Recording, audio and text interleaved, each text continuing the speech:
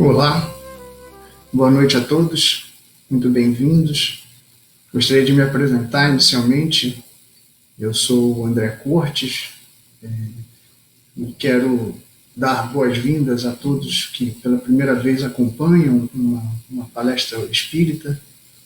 Cumprimentar também os frequentadores em carne e espírito do Amor e Paz, os trabalhadores, os dirigentes, saudar os benfeitores que organizam esse trabalho de mais alto, e sobretudo a figura do Mestre amado sobre todos nós, a nos iluminar e fazer sentir em nosso coração quase como aquele chamado novamente de vinde a mim, todos os que se encontram em sofrimento, carregados, porque eu vos aliviarei. É o bom pastor, aquele que apacenta o seu rebanho e o coloca todo unido, porque somos nós essa noite seu rebanho, Senhor. Eu me recordo muito a vez que estive no Amor e Paz para uma palestra pública, quando fui recebido com enorme carinho por todos. Trago com muita alegria, então, essa memória, que se repita hoje na impossibilidade de estarmos juntos fisicamente, pois assim era a programação. Eu lembro a nós todos que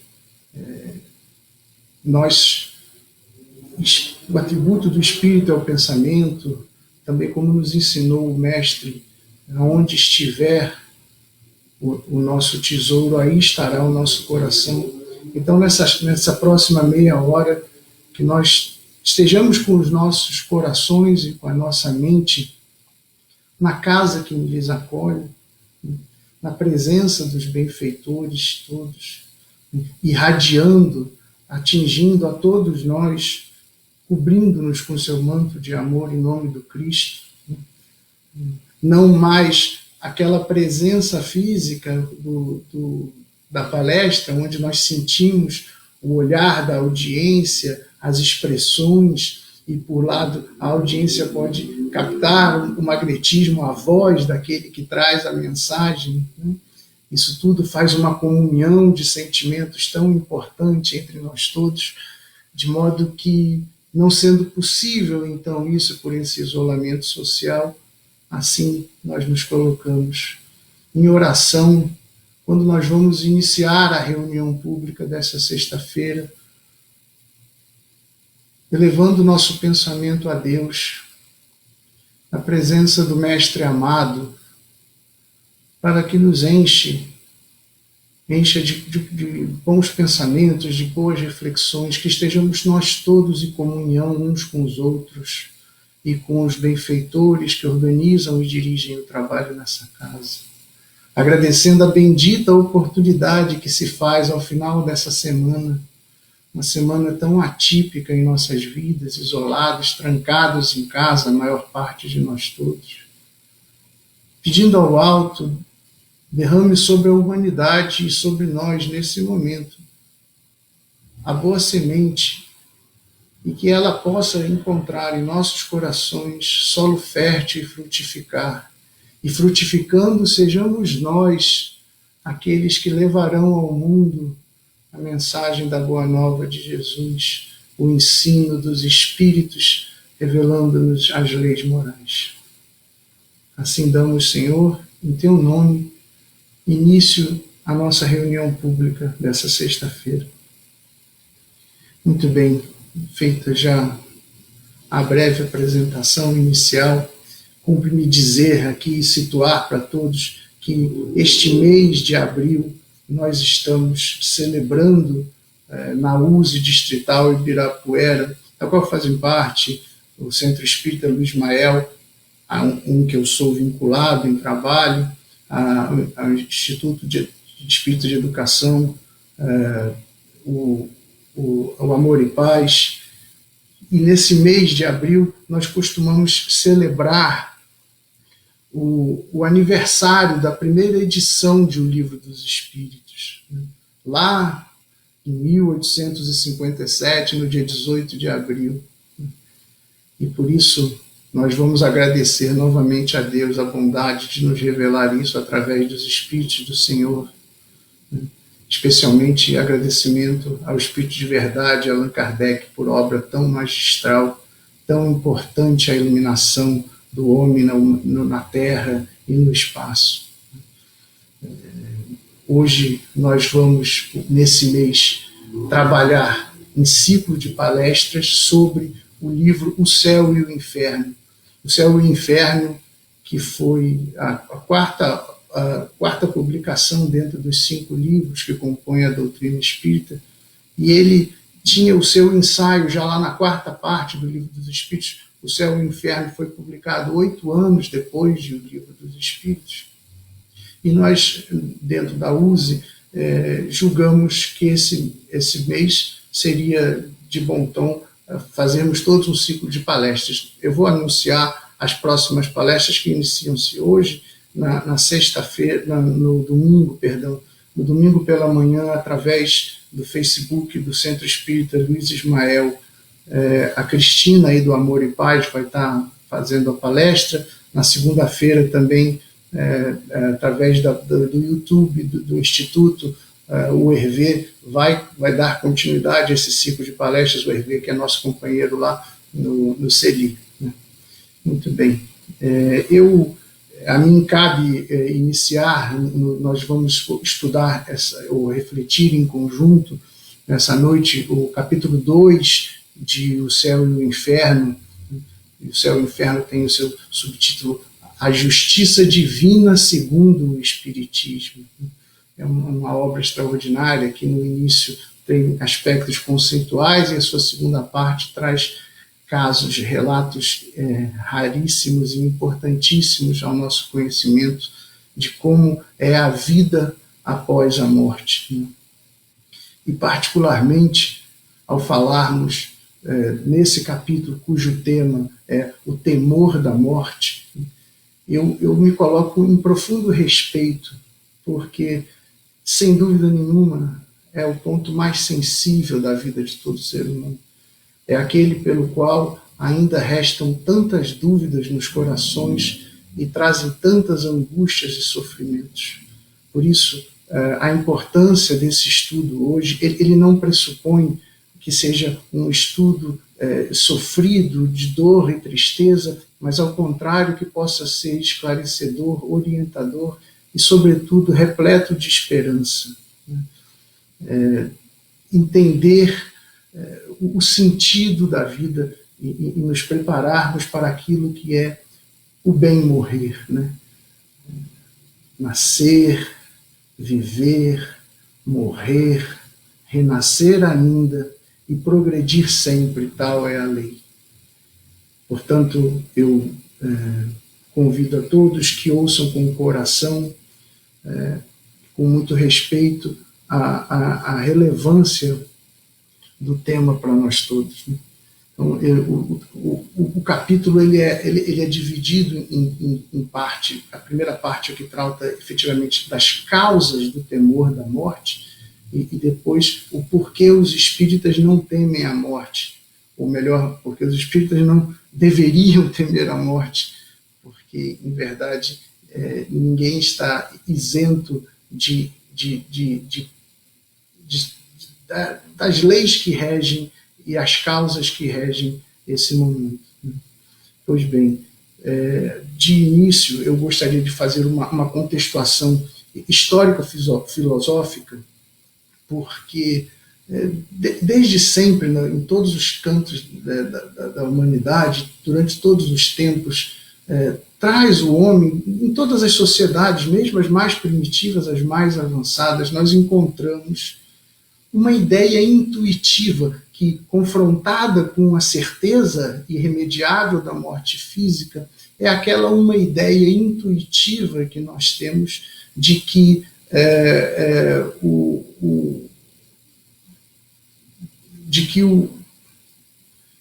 a vida não se encerra aquilo tudo que nós somos, aquilo tudo que nós sentimos, aquilo tudo nós pensamos, aquilo tudo que nós amamos, não pode se findar com a morte física. Né? Então, historicamente, a vinda do Cristo nos trouxe a importância da confirmação, da apresentação da imortalidade da alma e da confirmação da vitória sobre a morte. Né?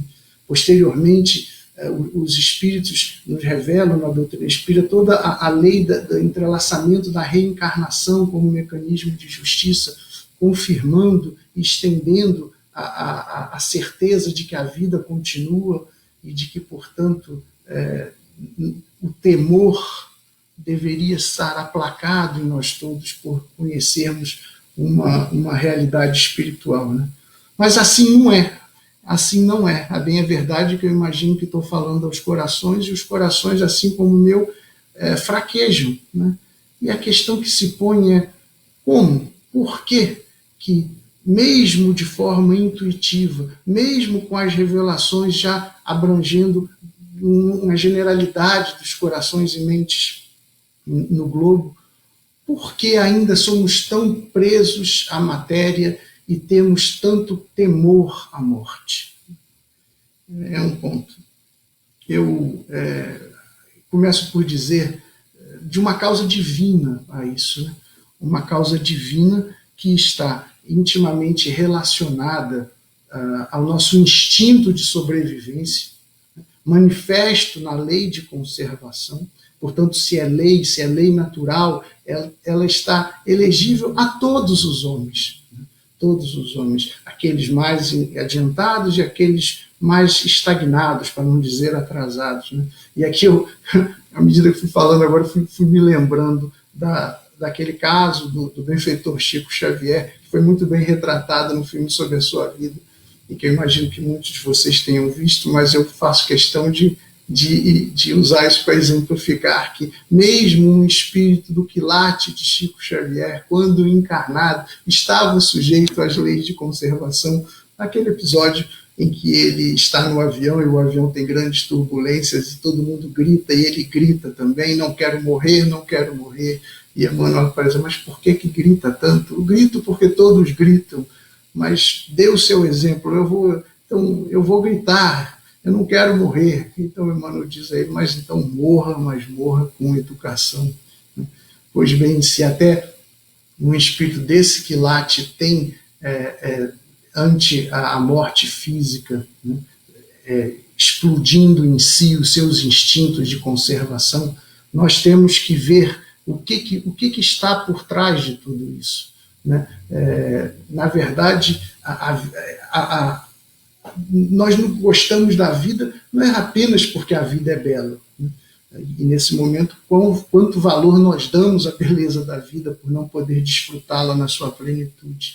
Né? Mas nós damos valor à vida porque nós sabemos no íntimo que a vida nos é importante para o progresso, nos é importante para aquilo que compõe as duas razões principais pelas quais nós encarnamos, a de progredir como espírito e de tomar parte na obra da criação. Né? E não podemos progredir como um espírito sem enfrentar as expiações que vão zerar, por assim dizer, as nossas dívidas morais com os nossos irmãos e com o mundo, as provas educativas que vão, ao mesmo tempo, exercitar os valores do nosso coração e do nosso cérebro, mudando as nossas convicções, e aquelas missões pequenas e grandes que nós temos de ser parte na obra da criação. Lembrando como Jesus disse, sois deuses. Né? Nós temos todos essa possibilidade. Então o espírito ele carrega no seu íntimo essa certeza, né? É como se fosse uma memória genética do espírito e também do corpo material, a necessidade de preservação, quis a lei maior, que isso atuasse até como um freio, porque se não houvesse esse sentimento, e dado que a natureza de nós todos é ser espírito, nós então nos colocaríamos livres da matéria, e livres da matéria nós não daríamos cumprimento aos desígnios de progredir. Né? E assim é que nós temos que até lembrar daquela frase, novamente, de Chico, quando dizia que é razão de grande aflição ao espírito no além a consciência do tempo desperdiçado. Então, eu acho que isso ilustra bem o porquê, instintivamente, todos nós tememos a morte, porque nós sabemos que, apesar da beleza da vida que nos espera, da plenitude da existência espiritual, a vida é uma misericórdia, é um presente de Deus, e nós dela necessitamos para bem viver, para bem progredir, como deve ser. Nesse sentido, nós temos, em linhas gerais, dois tipos de comportamento humano. Nós temos aquele espírito que já progride, né? Então ele já começa a ter, antever o futuro e a certeza de que a vida continua, né? De que a morte não é o fim, vai aos poucos amainando esse temor. Né? E quanto mais ele conhece sobre a vida futura, mais tranquilo ele vai encarando a situação. Né? Mas não é apenas um saber conceitual, é aquele um saber em que faz com que efetivamente, enquanto na vida, se penetre no mundo espiritual, né? Desprenda-se das coisas materiais e passa a acessar a plenitude do mundo espiritual. Para aquele que bem viveu e de acordo com as leis de Deus, a morte física ela é a emancipação do espírito. Né? Aquele que viveu exemplificando as leis de justiça, amor e caridade. Porque, de fato, acreditar na vida futura não pode ser apenas um conceito, há que ser também uma forma de viver e de se expressar no mundo, né? Conforme as leis de Deus. E aí, meu coração foi pensar como eu poderia trazer, que aconselhamento, lembrei de cara, e vamos pegar emprestado para a nossa reflexão os conselhos de Abigail para Paulo. Ama, porque a vida é amor. Né? Nós temos que viver em amor. Deus, onipresente, amor supremo, está em tudo. Então, em tudo em que não há amor, todas as pessoas em que não há amor no comportamento, tudo estará em desequilíbrio. E em desequilíbrio não poderemos ser plenos, não poderemos ser felizes. Trabalha porque estas conquistas não nos serão dadas por acaso, nem concedidas por graça, mas sim serão construídas em nós. E as virtudes precisam ser edificadas no nosso íntimo, trabalhando, forçando nossa inteligência, combatendo as nossas más tendências de modo que surjam, desenvolvam-se o nosso germe de perfeição a que somos todos destinados relativamente. Espera porque a natureza cumpre o seu tempo. As coisas não acontecem, não vai ser numa única vida que assim nós vamos fazer, mas isso não é razão pela qual não comecemos a fazer desde agora. Perdoa a si próprio, perdoa ao próximo, perdoa porque o perdão é o que liberta e ninguém poderá cruzar as fronteiras da vida material para a vida espiritual carregando rancores e mágoas sem o perdão, porque estará preso a esse sentimento. Felizmente, não são todos os espíritos que procedem assim. Muitos estão ainda apegados à matéria, presos no entendimento raso de que a vida inicia-se e encerra-se aqui, não conseguem divisar mais do que isso, né? Tem uma angústia e, portanto, um medo quase que permanente pelo fim inevitável, pois que se coloca todas as suas fichas, né, mentais e de coração naquela vida que percebe, né, estando completamente interessado nas coisas da matéria, sabe também, por outro lado, que a matéria vai acabar. Então imagina o sofrimento, a angústia pelo fim inevitável. A questão do Livro dos Espíritos, 941, Kardec faz um comentário muito apropriado em que divisa o homem carnal e o homem moral. O homem carnal sendo aquele que aposta tudo, vê tudo, sente tudo em relação à matéria. Aqui estão todos os seus gozos e todas as suas decepções. E que, portanto, não divisando além disso, sofre com uma, como diz Kardec, uma tortura perpétua. Né? Nós podemos imaginar aqueles homens, por exemplo, muito apegados às coisas do mundo, que têm medo de perder, mas sabem que vão perder, e talvez seja por isso mesmo que tenham medo de perder. Por outro lado, Kardec traça o homem moral, aquele que começa a progredir de si e, ainda na vida corpórea, começa a divisar aquelas alegrias que o mundo espiritual vão reviver, vão proporcionar a ele, porque, em verdade, já estando mais próximo dos valores espirituais, da sua real natureza, do que as questões morais, é assim que segue pela vida. É feliz com o que faz, porque sabe que faz. Né? As preocupações batem, mas não grudam e seguem em frente. Quantos nós já vemos por aí? Talvez não sejamos nós ainda esse hoje, mas podemos avançar, né? Avançar sempre, né? Como dizia lá, progredir sempre, tal é a lei. E há também causas humanas que o tempo, né, e o progresso tratarão de dissipar, como, por exemplo, a razão. Né? Muitos espíritos têm a razão já desenvolvida, e a eles não adianta uma crença que não esteja ancorada em fatos concretos, explicada pela lógica, pela ciência, não apenas dogmas. Né? A estes espíritos que pensam que na realidade material é positiva, para eles o que interessa é o que é concreto, o que é corpóreo. Né? Alma e vida futura seriam para eles, ainda que possam reconhecer, mas como abstrações. E assim a morte vem ceifar essas abstrações, porque elas não ocupam o principal no tabernáculo do seu coração.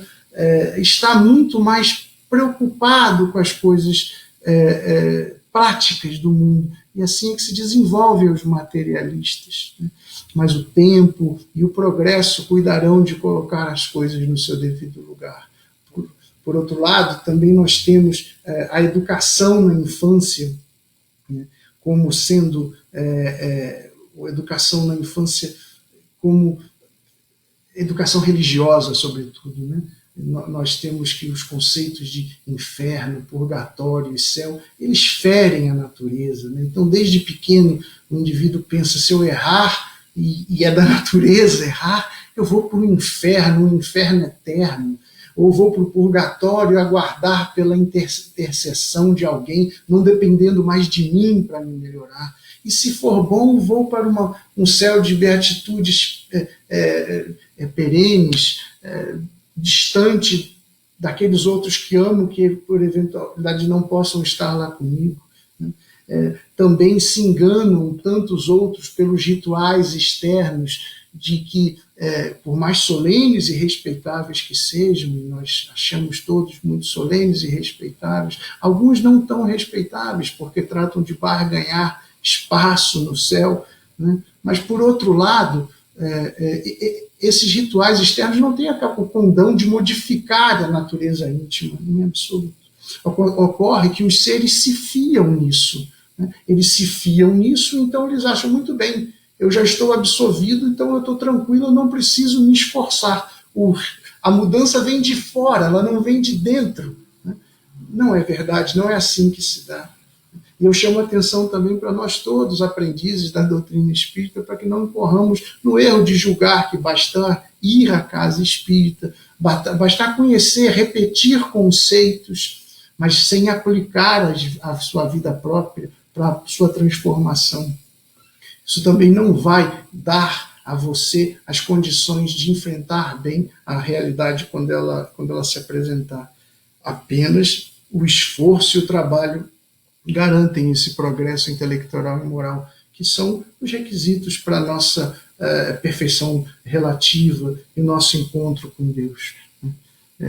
O terceiro aspecto mundano é a cultura, né? A morte, ela é sempre encarada com profundo pesar, jamais com esperança, né? É sempre em volta, e a gente cresce vendo isso em choro, em lamentações, em revolta, desespero, bradando contra o mundo, contra todos, aqueles que, como se a parte que se parte, ela fosse lançada ao nada, né? É sempre uma experiência envolta em muita dor, quase nunca indicando um sopro de libertação.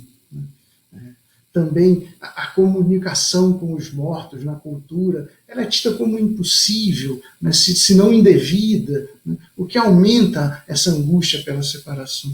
E aí Kardec faz uma pergunta mais ou menos em termos assim: como nós poderíamos ser felizes em um céu de beatitudes quando amores nossos ardem eternamente no inferno? Aonde há justiça nisso? Não há justiça nisso. Por isso fica esse temor, fica esse vazio, né? E aí por que os espíritas não temem a morte, ou não deveriam temer a morte? Ora, porque a eles foi dada a oportunidade de ter o véu que cobria todas as coisas ser retirado e se confirmar a certeza e a beleza da vida futura, naquilo que está em conformidade com as nossas conquistas, né? E aí passa a ser uma realidade positiva do espírito, e não mais uma abstração, né? Nada do que somos, sabemos, sentimos e amamos se perde, né? Não há castigo eterno, mas esperança e libertação a cada existência, até a perfeição que nos é destinada, né? Além disso, a beleza da possibilidade da comunicação. Por todas essas questões é que nós julgamos que os espíritas não devem temer a morte, porque sabemos disso. Eu lembro aqui de um relato extraordinário de Leon Denis, no livro Depois da Morte, no seu capítulo 30, A Hora Final, em que ele fala do processo da libertação espiritual para aquele justo que teve uma vida nobre, né? Ela se faz tranquila, equilibrada, serena, por vezes até feliz, esse processo. E ele vai se desvencilhando e vai entrando na nova realidade. Um retrato belíssimo do que nos espera no porvir. Nós já estamos caminhando aqui para o fim. Eu queria lembrar de 3 exemplos maravilhosos que nós temos e que podem nos servir de profunda inspiração em relação a como enfrentar essa certeza da morte. Lembramos do relato sobre Joana de Cusa, tão bem trazido com aquelas palavras doces e bonitas de Humberto de Campos, no livro Boa Nova, quando ela, flagelando-se que se encontrava pelos verdugos, ela e seu filho, e pediam: nega o Cristo. E o filho: mãe, nega o Cristo, nós perdemos. E ela lembrava da mensagem de Jesus para ela quando nova: ser fiel. E mesmo ali ardendo em chamas, ela fala: não podemos, se o Cristo que era puro se morreu na cruz, nós temos que ser fiéis. E aí o verdugo diz a ela assim: esse teu mestre só te ensinou a morrer.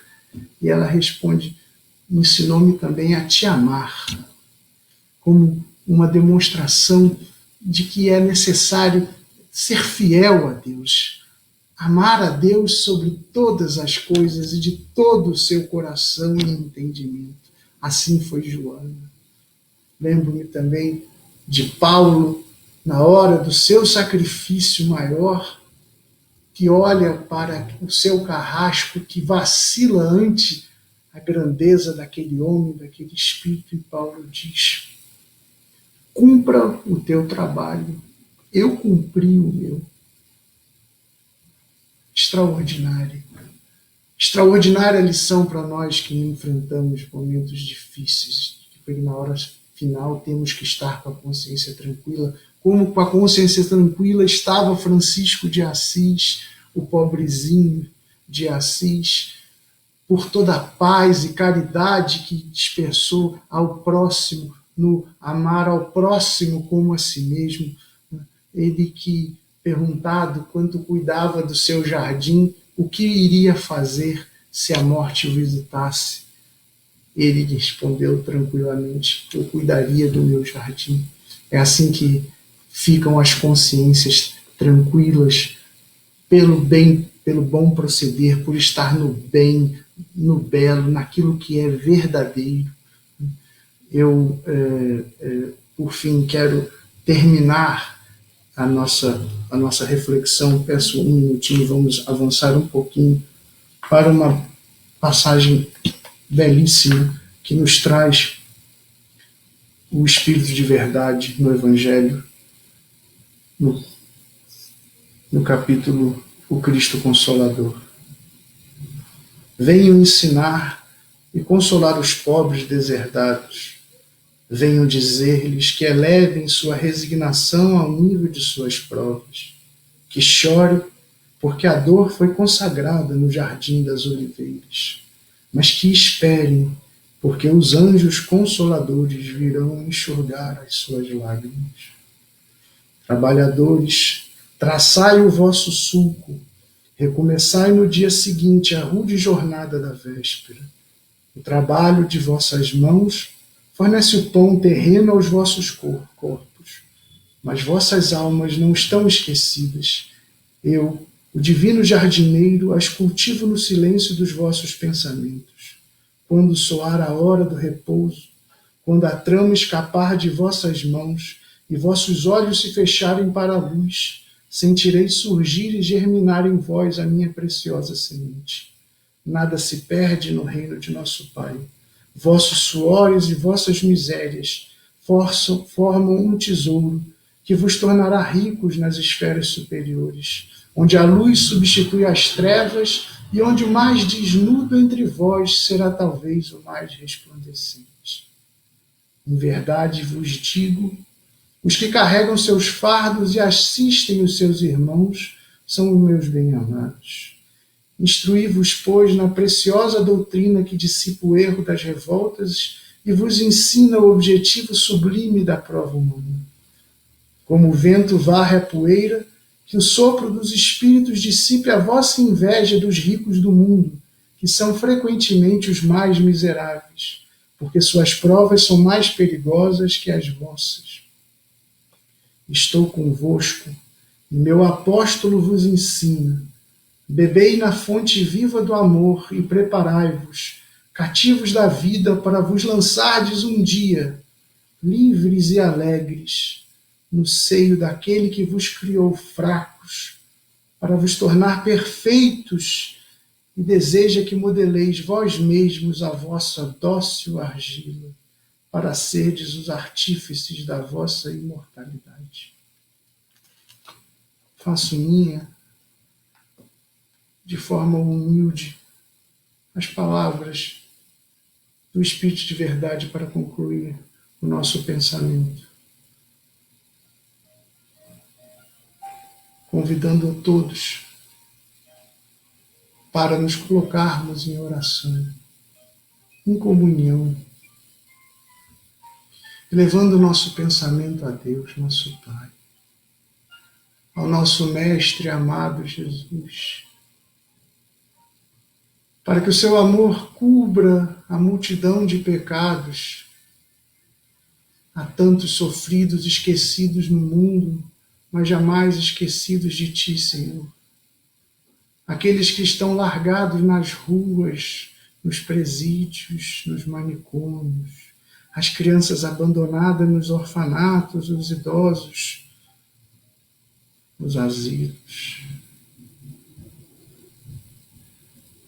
aqueles que cumprem pena pelos seus erros, que a sua bondade possam se recuperar, mas também aqueles que acham que tudo têm e tudo podem e se perdem nas suas paixões materiais, não reconhecendo a grandeza do Pai e a grandeza da vida como merece. Derrama tudo sobre todos nós, Senhor, o seu manto de amor, inunda-nos com a sua paz, aquela que nos ensinou e nos deixou, não essa do mundo que nós nos equivocamos.